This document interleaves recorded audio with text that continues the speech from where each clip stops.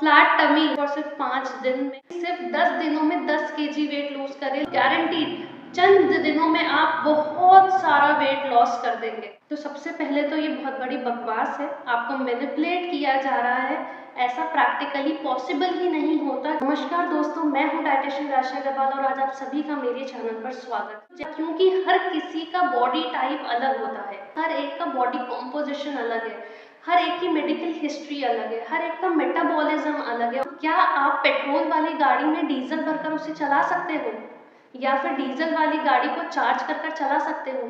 नहीं ना। जिस गाड़ी का जो फ्यूल है, उसका जो खाना है, उसको वो देंगे तभी तो वो चलेगी। तो फिर ये चीज़ हम हमारी बॉडी पे अप्लाई क्यों नहीं करते? हमारी बॉडी भी तो सबकी अलग अलग है, तो हर किसी के लिए अलग डाइट प्लान भी होना चाहिए। और यूट्यूब पर मिलियंस ऑफ पॉपुलेशन को एक सिंगल डाइट प्लान, एक सिंगल डाइट पैटर्न बताया जा रहा है और ये क्लेम किया जा रहा है कि 15 दिन में आपका 15 केजी वेट लॉस हो जाएगा सिर्फ उस एक सिंगल डाइट प्लान से। मिलियंस ऑफ पॉपुलेशन का सिर्फ और सिर्फ 15 दिनों में 15 केजी वेट लॉस हो जाएगा। क्या ये प्रैक्टिकली पॉसिबल है? बिल्कुल नहीं।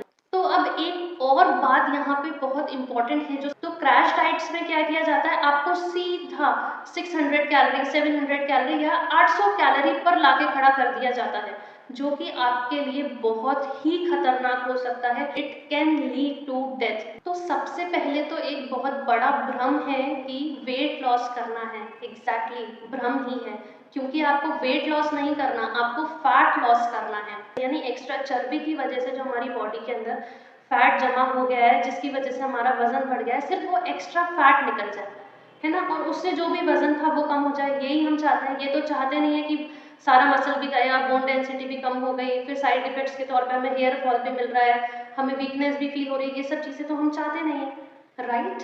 To be on a safer side, आपको किसी भी तरीके की क्रैश डाइट और फैट डाइट्स फॉलो नहीं करनी चाहिए। और क्या कोई ऐसा तरीका है जिससे हम ये पता लगा सकें कि हमारी बॉडी को एक्चुअल में वजन कम करने की रिक्वायरमेंट भी है या नहीं? बहुत सारे लोग ऐसे होते हैं जिनको सिर्फ एक माइंड में एक साइकोलॉजी होती है कि नहीं, वेट तो कम होना ही चाहिए, मैं मोटी हो गई, या कुछ भी ऐसा उनके माइंड में घुस जाता है। तो ये जानना ज़रूरी है कि क्या हमारी बॉडी भी ये बात हमसे कह रही है क्या कि एक्चुअल में हमें वेट लॉस की ज़रूरत भी है या नहीं। इसको पता लगाने के दो बहुत ही इफ़ेक्टिव मेजर्स हैं। फर्स्ट है BMI। BMI is body mass index. अब ये जो BMI है ना, ये आपकी वेट और हाइट के अकॉर्डिंग आपको एक बेसिक सा आइडिया देता है कि आपका वजन नॉर्मल है या नहीं। लेकिन जो सेकंड वाला तरीका मैं आपको बताऊंगी ना, दैट इज मोर एक्यूरेट, वो ज़्यादा एक्यूरेट रिजल्ट देता है। तो पहले हम फर्स्ट वाले मेथड की बात कर लेते हैं, फिर हम सेकंड पे आएंगे। So as I said, first वाला मेथड है बॉडी मास इंडेक्स।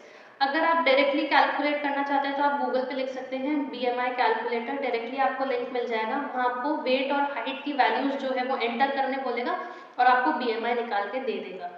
अब अगर आप मैनुअली कैलकुलेट करना चाहते हैं तो वो भी कर सकते हैं। आपको अपना वेट लेना है, केजीज के अंदर जो आपका वेट आएगा वो लेना है। हाइट जो है आपको मीटर्स के अंदर लेनी है, और हाइट को जो है हाइट इंटू हाइट करके मल्टीप्लाई करके एक वैल्यू बन जाएगी अपने।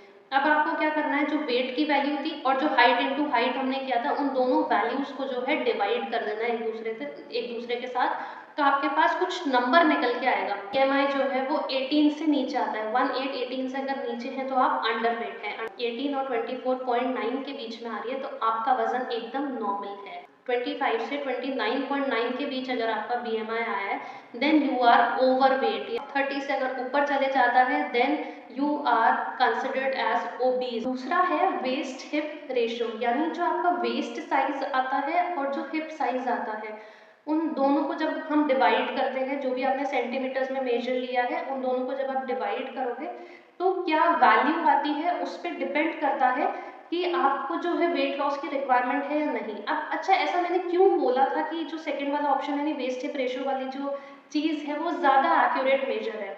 इसको हम एक एग्जाम्पल के साथ समझते हैं। For one of my clients, initially जो वेट था वो 82 kgs था।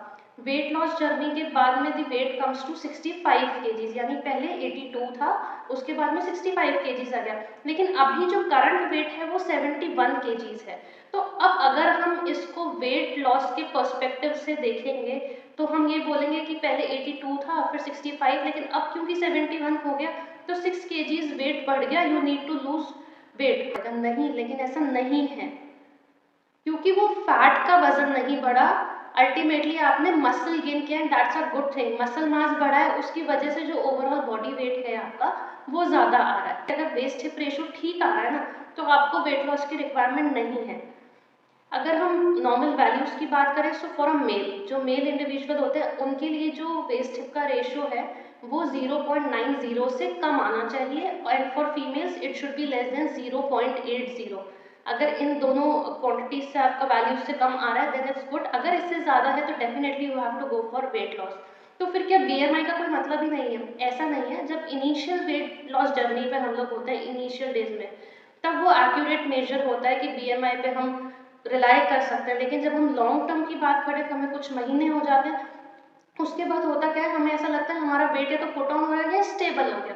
तो ऐसा नहीं होता। वहाँ आप इंच लॉस देखो, जो आपको वेस्ट हिप रेशो या नहीं भी निकालना है तो आप इंच लॉस से देखो कि आप पहले वाले कपड़ों में फिट आ रहे हो या नहीं आ रहे हो, और अगर आपने मेजर किया है तो उसको रिकॉर्ड करके रखो। बस एक महीने में हमारा 10-20 किलो वजन कम हो जाए तो सेट है। वो ये नहीं सोचते कि उसके साथ में वो 1000 साइड इफेक्ट्स भी लेकर आए। वीकनेस हो गया, वर्टाइगो हो गया, हेयर फॉल हो गया, रिंकल्स हो गए, स्किन लूज होना, मेटाबॉलिक डिसऑर्डर्स जैसे कि कोई हार्ट इशू है, डायबिटीज है, बहुत कुछ हो सकता है। और ये तो होगा जो होगा, साथ में जो आपने वेट लूज किया था ना वो भी सारा रीगेन हो जाएगा। बहुत सारे लोग क्या करते हैं ना, जब भी उनको वेट कम करना होता है, अपना वजन कम करना होता है, अरे मैंने कार्ब्स तो बिल्कुल ही अपनी डाइट से हटा दी, घी तो मैंने खाना ही बंद कर दिया। ऐसा नहीं होता है। आपकी बॉडी को हर न्यूट्रिएंट की रिक्वायरमेंट होती है, beta carb, protein, fat, vitamin, mineral, water, हर चीज की बॉडी को रिक्वायरमेंट है। कोई भी खाना जो है बेकार नहीं होता, when it taken in moderation. जब आप उसको एक्सेस में खाते हो ना तब वो बेकार होता है। इवन बहुत सारे लोग तो सिर्फ सूप और सैलेड पे ही जिंदा रहते हैं। उनको लगता है कि हम कोई डाइट फॉलो कर रहे हैं, हमें वेट लॉस करना है तो हम कुछ नहीं खा सकते, हमें सिर्फ सूप पीना पड़ेगा और सैलेड खाना पड़ेगा। बहुत से लोग तो खाना कम कर देते हैं, अपनी मील्स को स्किप करने लगते हैं। ऐसे भी लोग मैंने देखे हैं जो सिर्फ दिन में एक बार खाना खाते हैं कि मैं ब्रेकफास्ट और डिनर तो करती ही नहीं हूँ, सिर्फ मैं लंच खाती हूँ, बाकी टाइम कुछ एक बार सूप ले लेती हूँ, एक बार सैलेड ले लेती हूँ। ब्रेकफास्ट नहीं लेना, डिनर अवॉइड करना, लंच पूरी तरीके से बैलेंस नहीं लेना। तो ऐसा ऐसा नहीं होता है। जब आप मील्स को स्किप कर रहे हो ना तो वो नेगेटिव फीडबैक देता है आपकी बॉडी को। और सूप सैलेड की जरूरत नहीं है, ऐसा नहीं होता कि टेस्टलेस होता है डाइट करना। आपके जो भी फेवरेट फूड्स है ना, आप उनमें से भी डाइट कर सकते हो और टेस्ट भी मेंटेन रख सकते हो। But the key is to take जितने आपकी बॉडी की रिक्वायरमेंट है, मेंटेनेंस रिक्वायरमेंट है ना जो बॉडी की, उसके अकॉर्डिंग ही चीज़ें लेनी है। वो भी मैं आपको आगे बताऊंगी कि आप कैसे लेंगे। प्लस कई लोग जो हैं थोड़ा मील रिप्लेसमेंट्स जो आते हैं, शेक्स आते हैं मील रिप्लेसमेंट्स के, कि आप एक कंप्लीट मील अवॉइड कर दो। जैसे आपने ब्रेकफास्ट अवॉइड कर दिया, उसकी जगह सिर्फ आपको ये शेक पीना है तो आपको सारे न्यूट्रिएंट्स मिल जाएंगे। लंच आप छोड़ दो, लंच की जगह आप ये पी लो, आपको सारे न्यूट्रिएंट्स मिल जाएंगे। मील रिप्लेसमेंट्स की तरह काफ़ी अट्रैक्टेड होते हैं। मुझे एक बात बताइए कि कार्ब्स के लिए भी है बाजार में चीज़ें, प्रोटीन्स के लिए भी पाउडर अवेलेबल है, विटामिन की भी टैबलेट है, मिनरल्स की भी टैबलेट है, तो फिर खाना छोड़ ही देते हैं ना। क्या ज़रूरत है खाना खाने की? सारे विटामिन मिनरल तो हम टैबलेट से ही ले लेंगे। नहीं पॉसिबल है ना ये चीज़। ऐसा नहीं होता। जो चीज़ आपको नेचर दे रहा है, जो नेचुरल फूड है, उसको कंज्यूम करो, उसको लो। जब तक आप नेचर फूड खा रहे हो ना, जो नेचर ने बनाया, तब तक आपको कोई हार्म नहीं होगा। लेकिन जहाँ आप प्रोसेस्ड फूड पे गए, जो कि नेचर ने नेचुरली जो चीज़ दी थी उसकी आपने फर्दर प्रोसेसिंग कर दी, उसको आर्टिफिशियली ट्रीट कर दिया, उसके न्यूट्रिएंट्स जो थे सारे वो ख़त्म कर दिए। जैसे ही आप उसकी तरफ, प्रोसेस्ड फूड की तरफ इंक्लाइन होंगे तो वो आपकी बॉडी में हार्मफुल इफेक्ट डेफिनेटली शो करने लगेंगे। सो इन अ डे, एक दिन में आपको कम से कम 4 मील्स लेनी है। इन 4 मील्स में 3 तो हमारी मेन मील्स आ गई, ब्रेकफास्ट हो गया, लंच हो गया और डिनर हो गया। अब इनमें भी ब्रेकफास्ट जो है आपको सबसे हैवी लेना है, उसके बाद lunch and dinner should be the lightest meal of the day.